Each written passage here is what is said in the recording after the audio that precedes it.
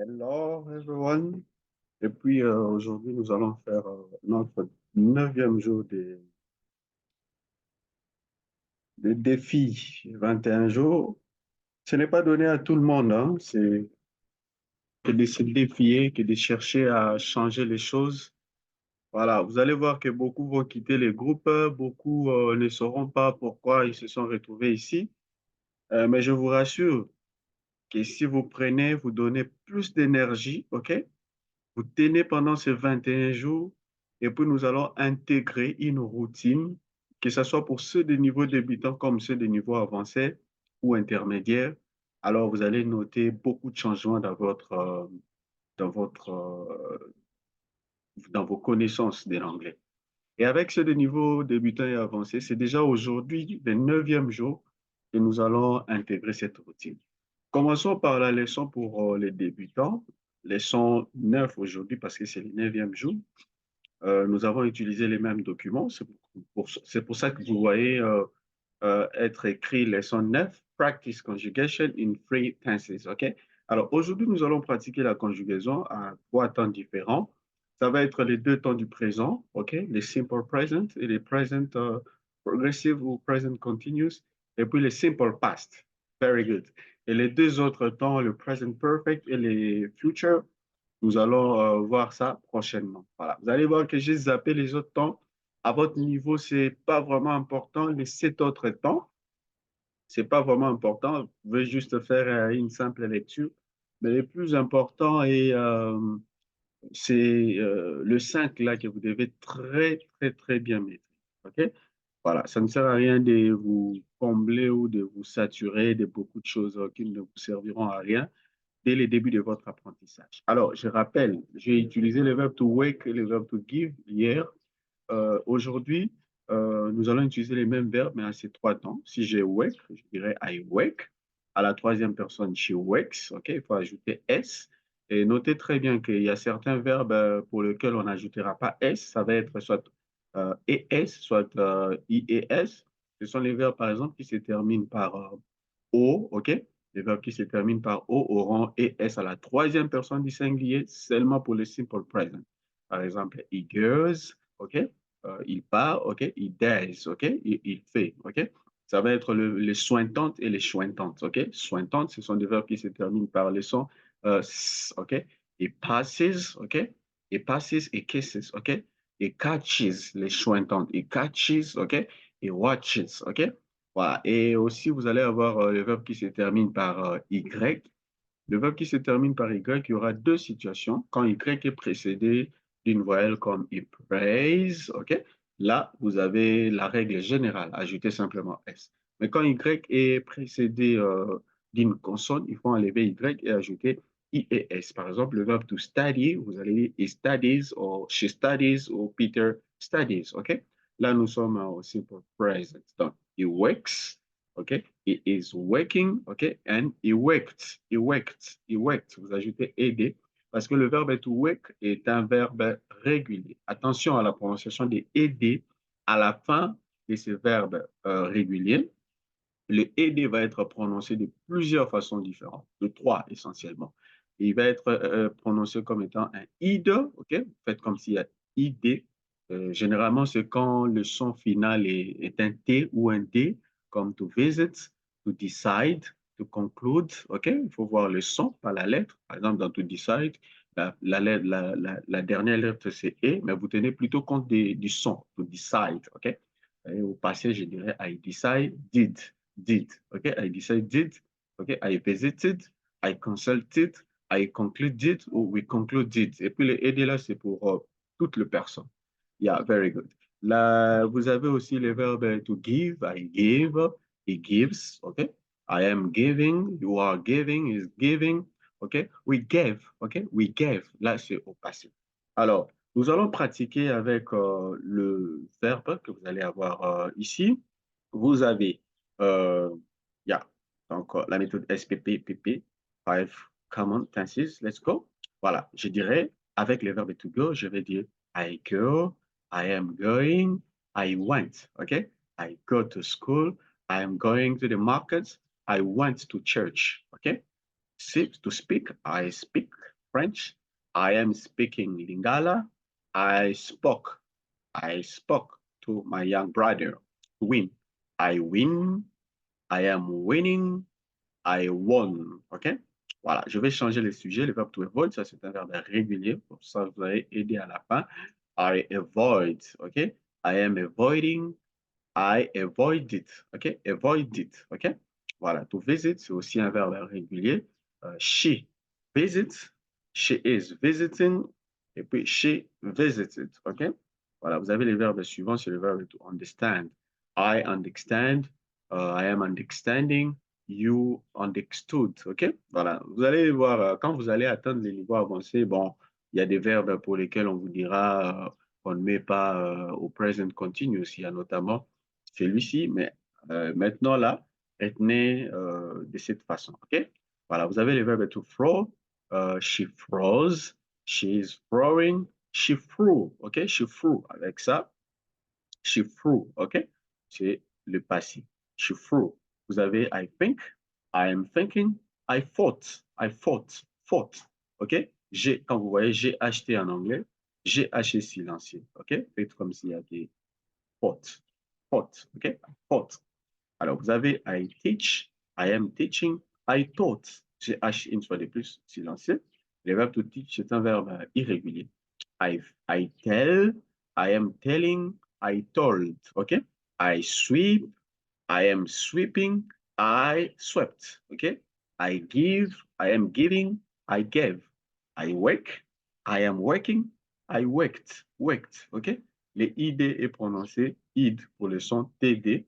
Et il y a un autre groupe de mots qui se termine, le verbe qui se termine par le son P, K, F, S, Ch. OK? P, to up, par exemple. To up, ou le son K, to wake, wake, ou walk. OK? Ou le son F, par exemple, to laugh. OK? Ou le son S, OK? Par exemple, to pass, ou le son Ch. OK? Euh, voilà. Par exemple, to watch. Là, le ED est prononcé comme un T. Par exemple, ici, au passé, je dirais I worked, worked, worked. Donc, vous remplacez ED par T dans la tête en prononçant, pardon, vous dites I worked. OK? La même chose avec to pass. I pass, I am passing, I passed. OK? Vous avez to catch. Ça, c'est un verbe irrégulier. I catch, I am catching, I caught. Vous avez les verbes to watch, I watch, I am watching, I watched. Watched. C'est le son T, pas watched. Watched. OK? I wash, wash. I am washing, I washed. I washed. I feel, I am feeling, I felt. OK? Ça va entrer, to feel va entrer dans les groupes de verbes qui ne sont pas conjugués au continuous, present continuous. Vous avez to fall. I fall, I am falling in love. OK? Et I fell au passé, simple past. Vous avez to do, I do, I am doing, I did. OK? I do, I am doing, I did. OK? Verbe suivant, vous avez to be. To be, c'est I am, you are, he is, she is, we are, you are, they are. OK? C'est au présent.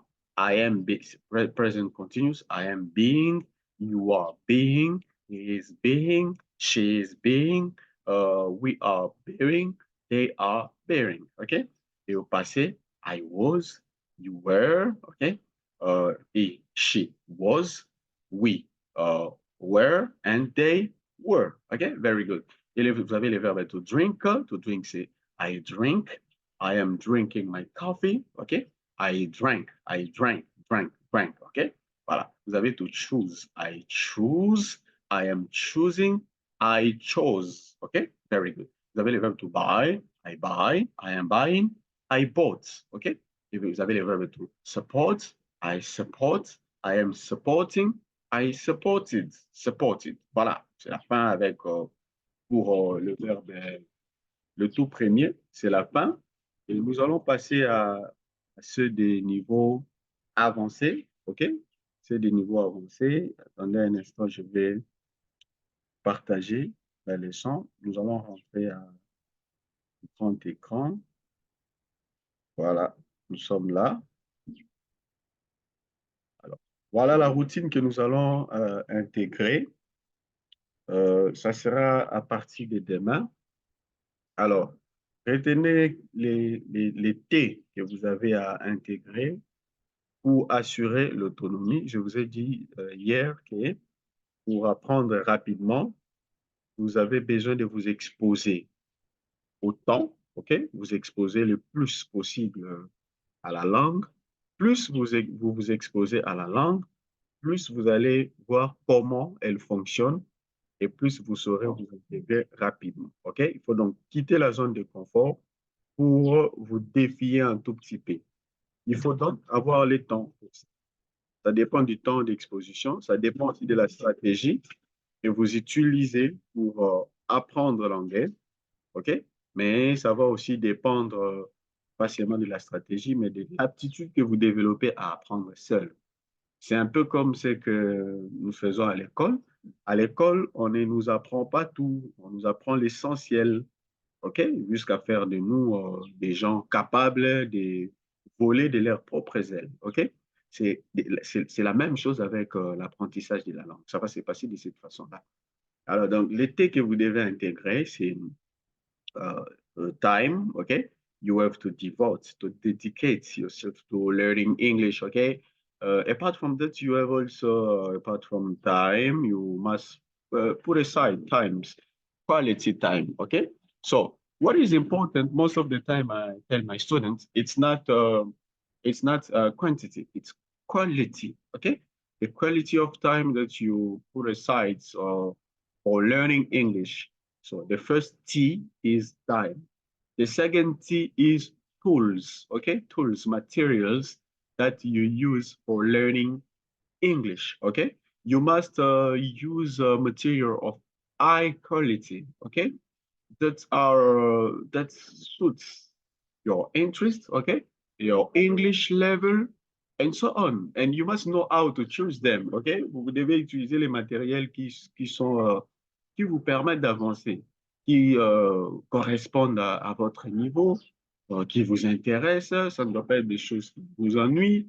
Voilà pourquoi dans cette partie, moi j'aimerais que ça soit beaucoup plus personnalisé et individualisé. Voilà, c'est d'ailleurs de cette façon que j'accompagne mes étudiants, la plupart. Je tiens compte de ce qu'ils aiment, je tiens compte de leurs difficultés locales, OK? Le problème pour apprendre, on peut avoir des problèmes identiques ou communs, mais bon, dans la façon de les résoudre, il y a toujours une façon de faire une approche beaucoup plus personnalisée pour rendre l'apprentissage efficace, OK? Voilà, c'est exactement ce que nous faisons. Vous devez chercher des outils qui vous intéressent et après, il faut avoir une technique, OK? Une technique qui sera basée essentiellement sur les astuces, OK? Des tips, OK? So, you have time, tools, techniques, or tips, OK? Surtout les astuces. Ça va vous aider à aller très vite, OK? Alors, vous allez suivre les instructions que je vais vous donner et utiliser les matériels que je vais vous disposer. Il vous faudra 30 à 60 minutes par jour pour arriver. C'est vrai que le week-end, vous aurez à faire un break. Notez que le secret pour y arriver, c'est la régularité. OK? Et donc, je vous conseille d'appliquer ceci aux mêmes heures. Si c'est les matins, par exemple, 6h30, 7h30, et faites-les toujours aux mêmes heures.